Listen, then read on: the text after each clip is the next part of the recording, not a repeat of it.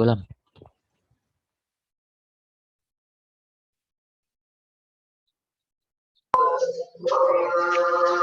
Baik, bismillahirrahmanirrahim. Assalamualaikum warahmatullahi wabarakatuh. Kami dari kelompok 7 akan mempresentasikan hasil diskusi kelompok kami mengenai proposal penelitian. Saya sebagai Muhammad Fadlan kali ini akan menjelaskan mengenai apa itu proposal dalam penelitian hukum normatif serta strukturnya. Sebelum masuk ke strukturnya, kita mengetahui terlebih dahulu apa itu penelitian hukum normatif. Nah,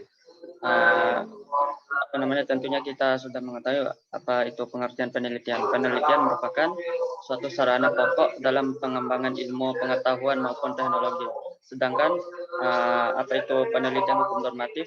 Yaitu penelitian yang dilakukan dengan cara meneliti bahan pustaka. Nah, inilah yang dinamakan dengan normatif.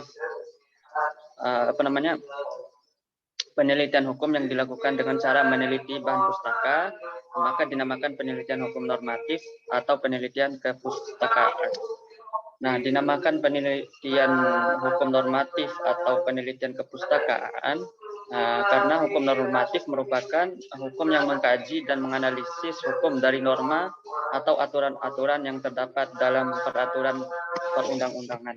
Nah, langsung saja kita lanjut ke dalam apa saja strukturnya atau rangkaiannya. Yang pertama ada latar belakang. Nah, latar belakang merupakan tempat penulis menunjukkan urgensi penelitiannya. Nah, ada dua macam cara membuat latar belakang masalah, yaitu yang pertama model piramida, kemudian ada model piramida terbalik. Kemudian latar belakang masalah dengan model piramida adalah latar belakang yang ditulis dengan mendahulukan masalah inti penelitian. Yang selanjutnya diteruskan dengan uraian yang lebih luas cakupannya. Model semacam ini menganut logika induktif, yaitu menguraikan hal-hal khusus, data spesifik ataupun kasus, baru kemudian hal-hal yang umum atau biasa juga disebut dengan teori. Nah, kemudian model kedua adalah piramida terbalik, yaitu model yang menggunakan logika deduktif. Kalau sebelumnya itu logika induktif, sekarang logika deduktif, yaitu yang lebih populer dari kalangan pelajar atau mahasiswa dengan cara menguraikan hal-hal yang bersifat umum teori, kemudian diikuti dengan hal-hal khusus data, ataupun sebalik dari kebalikan dari logika induktif yang tadi. Kemudian kedua model ini tidak lepas dari kelaziman latar belakang masalah yang sering mencerminkan adanya adanya GAP antara teori umum dan teori khusus atau teori dan kasus tertentu. Biasanya latar belakang masalah ini dapat dilengkapi dengan uraian-uraian tentang keadaan atau hal-hal yang dapat menimbulkan masalah. Alasan-alasan ataupun sebab-sebab penulis ingin meneliti atau menelaah secara mendalam masalah yang dipilihnya.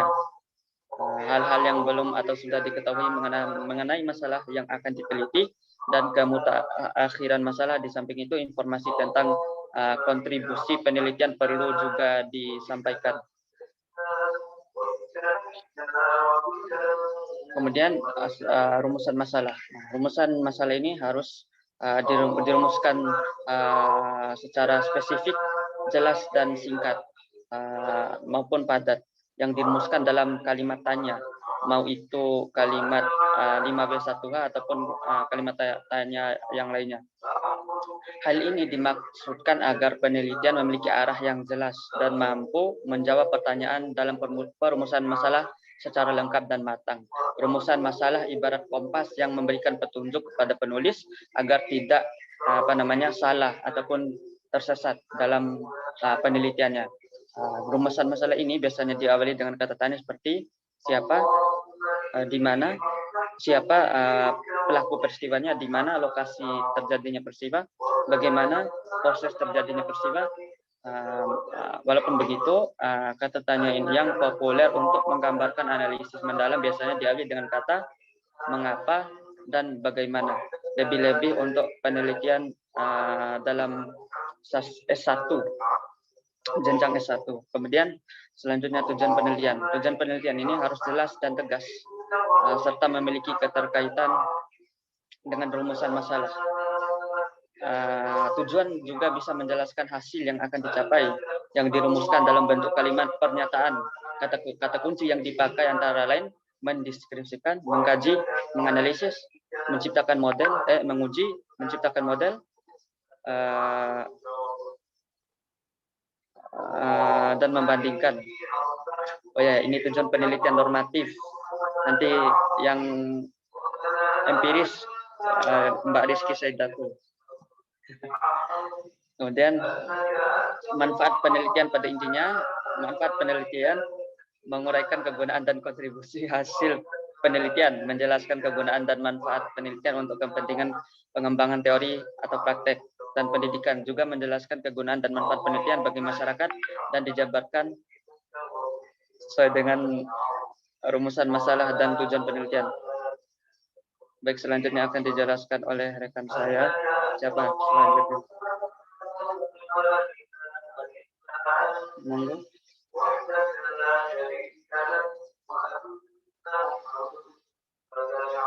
Siapa selanjutnya?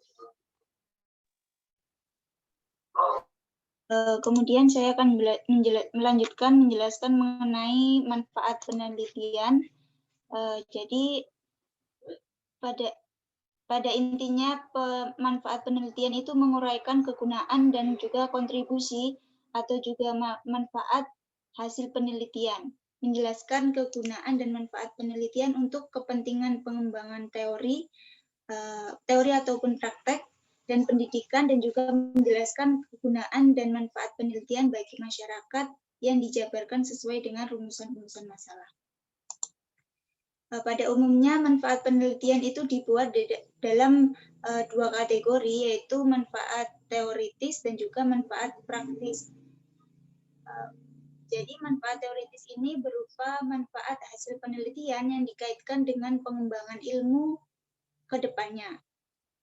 Kalau manfaat praktis itu untuk menggambarkan dan juga menggambarkan manfaat dari hasil penelitian yang dapat secara langsung dirasakan atau digunakan untuk penulis itu sendiri, baik penulis, masyarakat, ataupun pihak lain yang berkaitan dengan topik penelitian. Contohnya yaitu kalau secara teori, contohnya kalau dalam proposal itu secara teoritis penelitian ini diharapkan bermanfaat menambah keilmuan di bidang hukum keluarga. Kemudian secara praktis diharapkan dapat berguna bagi masyarakat untuk menambah pengetahuan masyarakat misalnya mengenai poligami, sehingga tidak ada kesalahan di dalam pelaksanaannya. Gitu.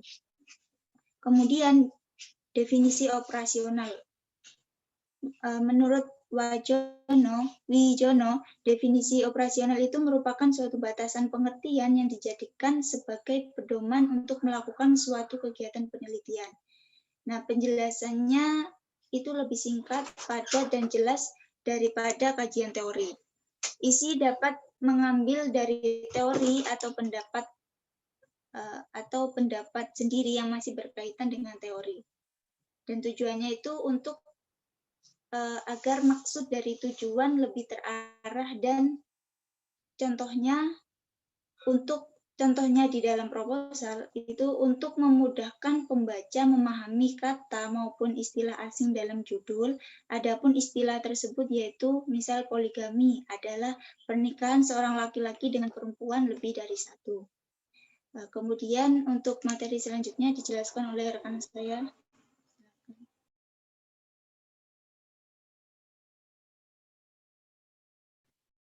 Ya, saya akan melanjutkan penjelasan mengenai penelitian terdahulu. Apa sih yang dimaksud penelitian terdahulu? Nah, penelitian terdahulu ini adalah penelitian yang dilakukan melalui sumber lampau dari hasil penelitian yang nantinya diusahakan oleh peneliti untuk membandingkan penelitian yang akan dilaksanakan. Nah, bagaimana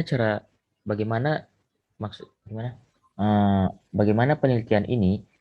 Penelitian ini berisi informasi tentang penelitian terdahulu yang telah dilakukan peneliti sebelumnya, baik dalam buku, artikel, jurnal yang sudah ataupun belum diterbitkan. Nah, kemudian penelitian terdahulu ini mempunyai keterkaitan dengan permasalahan penelitian yang dilakukan oleh seorang guna menghindari duplikasi. Nah, dan harus dijelaskan juga atau ditunjukkan keorisinilan penelitian yang dilakukan seorang ini serta perbedaannya dengan penelitian sebelumnya. Dan kemudian untuk mempermudah mengenali persamaan dan perbedaan tersebut dapat dilengkapi dengan sebuah tabel. Nah, jadi penelitian terdahulu ini dijadikan perbandingan dengan penelitian yang akan dilakukan oleh seseorang di saat ini. Contohnya, mengenai pembelajaran di kelas. Secara tidak langsung, peneliti juga harus mencari topik yang terkait dengan pembelajaran di kelas.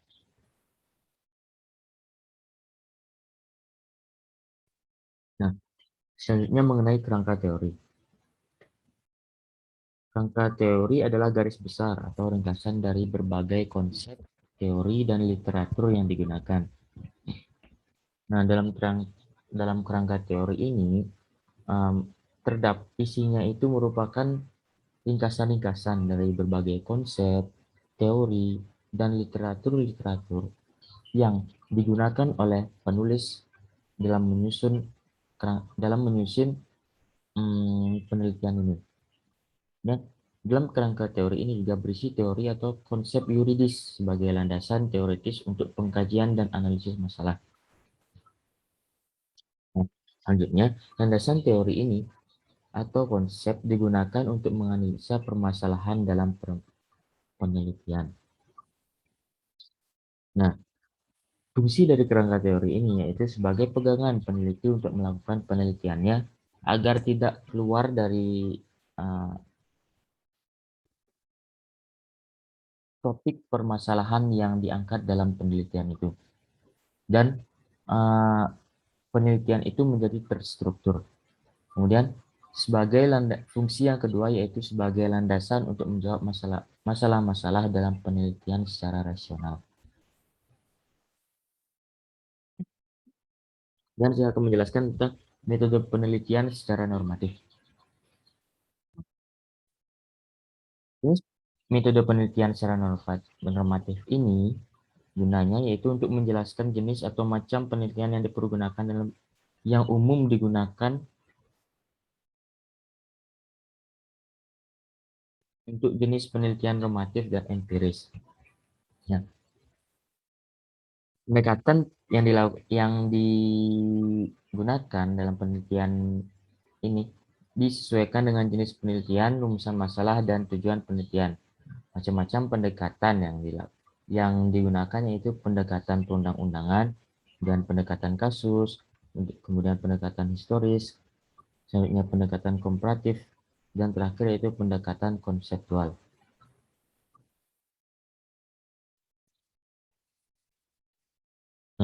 Dan data yang digunakan dalam metode penelitian normatif ini yaitu menggunakan data sekunder. Maksudnya yaitu data yang sudah tertulis dalam bentuk dokumen. Bisa juga disebut bahan hukum. Nah, dan dalam bahan hukum ini ada 3 macam. Yang pertama yaitu primer, yang di dalamnya ada undang-undang, peraturan pemerintah, Al-Quran, hadis, kitab, dan undang-undang yang lainnya. Kemudian ada sekunder, yang di dalamnya yaitu berisi buku, tafsir Al-Quran. Kemudian bahan hukum yang ketiga yaitu tersier, yaitu kamus.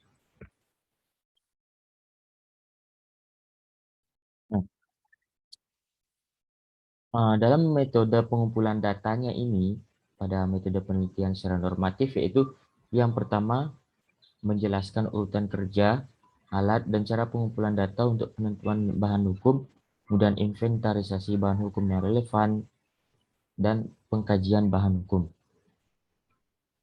Dan setelah dikumpulkan data tersebut, maka diolahlah data tersebut melalui metode dengan cara ada beberapa tahap-tahap. Yang pertama yaitu pemeriksaan data, yang merupakan editing, kemudian klasifikasi, selanjutnya verifikasi, selanjutnya analisis, dan yang terakhir yaitu pembuatan kesimpulan. Dan penjelasan yang selanjutnya akan dijelaskan kepada pemateri selanjutnya. Baik, terima kasih kepada Mas Hilal. Lanjut kepada materi, metode penelitian secara empiris. Nah, kalau tadi dijelaskan metode penelitian secara normatif adalah meneliti secara kepustakaan dengan mengambil sumber-sumber data dari buku. Maka empiris adalah penelitian yang mengkaji dan menganalisis tentang perilaku hukum individu atau masyarakat dalam kaitannya dengan hukum, dan sumber data yang digunakan berasal dari data primer. Dengan kata lain, empiris meneliti secara langsung di lapangan dengan objek, wilayah, dan responden tertentu di wilayah tersebut. Pendekatan penelitian disesuaikan dengan jenis penelitian, rumusan masalah, dan tujuan penelitian. Nah, untuk penelitian secara empiris, pendekatan penelitiannya ialah menggunakan pendekatan yang pertama, pendekatan sosiologis.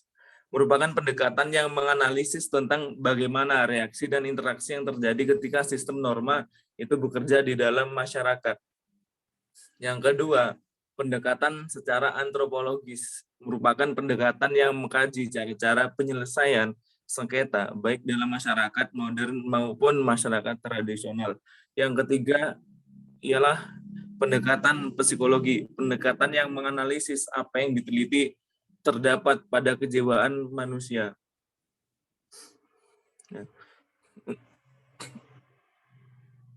Menjelaskan urgensi penggunaan jenis pendekatan dalam mengkaji dan menganalisis data penelitian. Pilihan jenis pendekatan, kualitatif atau pendekatan kuantitatif, atau nama lainnya pendekatan sosiologis atau antropologis yang telah dijelaskan sebelumnya. Untuk lokasi penelitian, uraian ditulis jelas lengkap berupa alamat dan letak geografis tempat penelitian. Untuk metode pengambilan sampel, penelitian kuantitatif dideskripsikan populasi penelitian, prosedur pengambilan sampel, dan alasan pengambilan sampel. Untuk penelitian kualitatif diganti dengan metode penentuan subjek.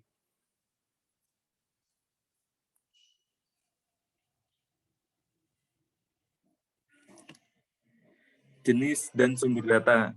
Empiris menggunakan data primer, kualitatif yaitu wawancara dan observasi. Kemudian kuantitatif adalah angket. Di sini saya akan menjelaskan apa itu wawancara. Wawancara adalah sumber data yang bersumber langsung dari responden atau orang yang terdapat di wilayah tersebut di lapangan. Kemudian untuk observasi adalah memahami pengetahuan dari sebuah fenomena berdasarkan pengetahuan dan gagasan yang sudah diketahui sebelumnya untuk mendapatkan informasi-informasi yang dibutuhkan untuk melanjutkan suatu penelitian. Sedangkan angket adalah merupakan teknik pengumpulan data yang dilakukan dengan cara memberikan seperangkat pertanyaan atau pertanyaan tertulis kepada responden untuk dijawabnya. Metode pengumpulan data menjelaskan urutan kerja, alat dan cara pengumpulan data sesuai dengan pendekatan pengumpulan data primer dengan pendekatan kualitatif wawancara, observasi, dan dokumentasi yang telah dijelaskan sebelumnya.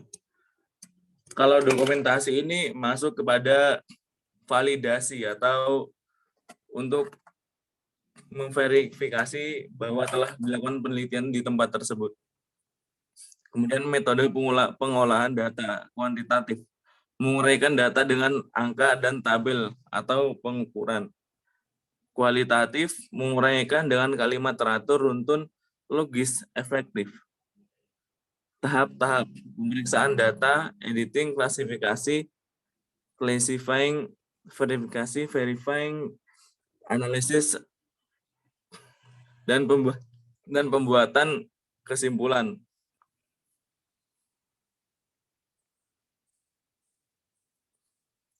Sistematika penulisan. Menguraikan logika dengan pembahasan yang akan digunakan dalam penelitian ini mulai bab pertama mendahulukan sampai bab penutup. Kesimpulan dan saran uraian dibuat dalam bentuk paragraf, bukan poin per poin. Contoh bab pertama. Bab pendahuluan yang memiliki isi atau subbab yang latar belakang rumusan permasalahan, tujuan serta manfaat penelitian, definisi operasional, dan kemudian sistematika pembahasan.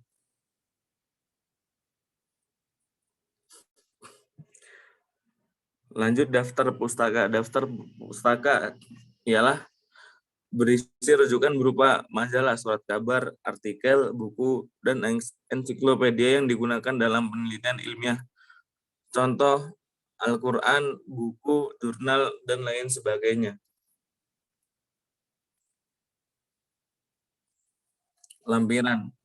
Lampiran untuk normatif hanya ada 3. Yang pertama, outline skripsi, daftar buku yang menjadi data primer dan data sekunder, dan data-data peristiwa hukum yang berhubungan dengan masalah. Sedangkan untuk yang empiris, ada 6.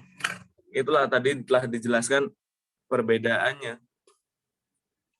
Kalau normatif hanya melakukan penelitian secara kepustakaan, maka empiris secara lapangan dengan ada tambahan 3 lampiran, yaitu panduan observasi, peta lokasi penelitian, dan foto-foto peristiwa. Baik, sekian terima kasih dari kelompok kami. Apabila ada kesalahan dalam menyampaikan materi, mohon dimaafkan. Billahi taufik walhidayah. Assalamualaikum warahmatullahi wabarakatuh.